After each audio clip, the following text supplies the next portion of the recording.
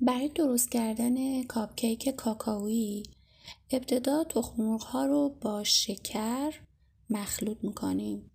وانیل رو هم اضافه میکنیم و با دور تند همزن شروع میکنیم به هم زدن.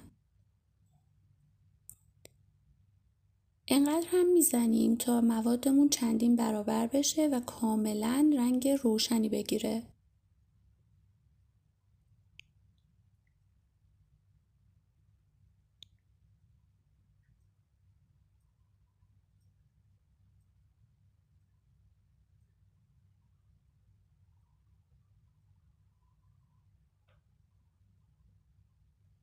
یکی دو بار هم دورگیری رو انجام میدیم برای بوی تخم مرغ.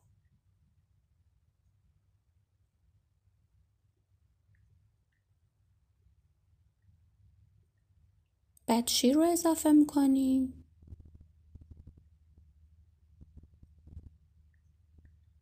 و بعد روغن رو. مواد خشکمون رو 3 بار الک میکنیم و یک باره به مواد اضافه میکنیم و به صورت دورانی مخلوط میکنیم. تو ظرفامون کپسول میذاریم و از مواد کیک درونش قرار میدیم. در فر از قبل گرم شده در دمای 170 درجه به مدت 30 تا 40 دقیقه قرار میدیم. دقت کنید که کاپکیک ها زودتر از کیک ها میپزن، پس دقت کنید که نسوزن. بسیار بافت نرم و لطیفی داره. نوش جانتون.